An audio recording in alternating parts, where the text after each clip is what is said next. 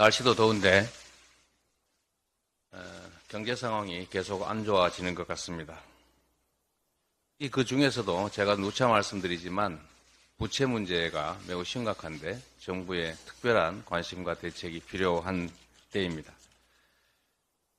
민생 경제를 짓누르는 그야말로 부채 시한 폭탄이 점점 더 초침이 빨라집니다. 가계와 기업을 포함한 민간 부채가 이제 GDP의 224%, 무려 4,833조 원에 달한다고 합니다. 설상가상인데 정부의 가계대출 완화 정책 때문에 시중은행 가계대출 잔액이 3개월 연속 폭증한다고 합니다. 빚으로 살림을 이어나갈 수는 없습니다. 가계부채를 늘리는 방향으로 문제를 해결하려고 하니까 또 이런 문제가 생기고 있습니다.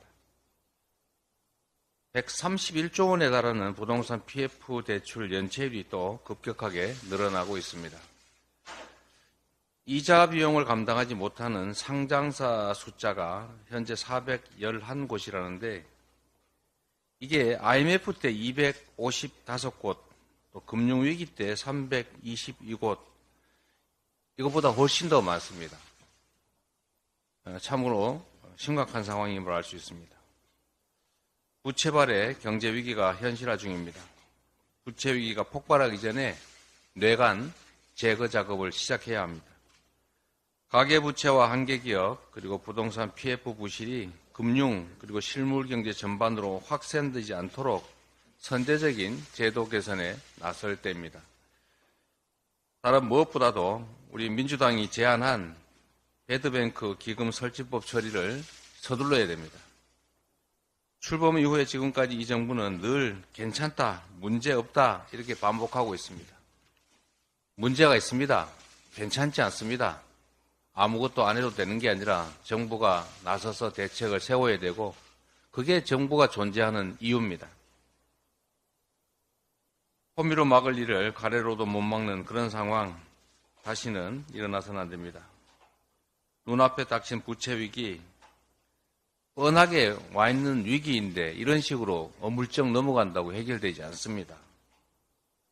배드뱅크 기금 설치법의 조속한 통과에 힘을 모아주시기 부탁드립니다. 시민들의 평온한 일상이 무차별 흉기 난동에 위협받고 있습니다. 정부는 이런 문제에 대해서 근본적인 실질적 대안을 수립해야 됩니다. 장갑차 세워놓고 거기에 소총 든 경찰관, 무장경찰 세워놓는다고 해결되는 게 아닙니다. 세계적인 치안 선진국이었던 대한민국에서 이 백주대낮에 어떻게 이런 일들이 계속 벌어지는지 정말 충격적입니다. 희생된 분들의 명복을 빌립니다. 그리고 부상자분들의 쾌유를 기원드립니다. 보여주기식 대책을 넘어서서 국민께서 안심할 수 있는 실효성 있는 대책을 마련하기를 촉구합니다. 특히 사회환경 변화에 걸맞는 정교한 치안 시스템 구축이 꼭 필요하다라는 말씀을 드립니다. 그리고 이런 일이 벌어지는 근본적 원인에 대해서도 깊은 성찰이 필요할 것입니다. 이 말씀을 드릴까 말까 상당히 망설였는데 그래도 말씀을 드리는 게 좋을 것 같습니다. 이 축제가 아니라 생존 게임이 된 것 같습니다. 그리고 잼버리가 아니라 세계적인 걱정거리 대회가 됐다는 느낌이 듭니다.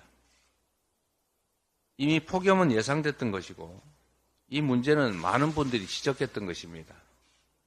문제가 예상이 되면 대책을 세워야 하는데 실제 문제가 발생하니까 남 탓하고 있습니다.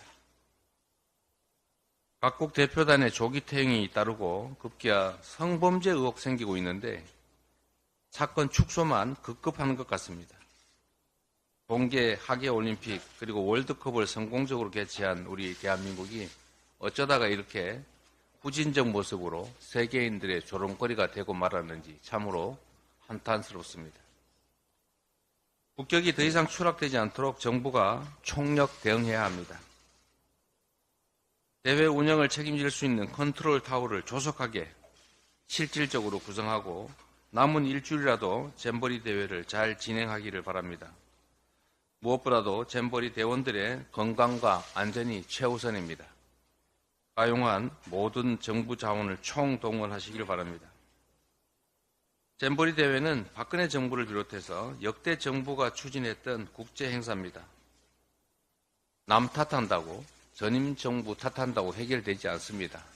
그리고 남 탓이 우리나라에는 혹시 통할지 모르지만 세계에서는 통하지 않는다는 사실을 기억하시고 실질적인 실효적 대안을 신속하게 만들어서 집행하기를 다시 한번 촉구합니다. 이상입니다.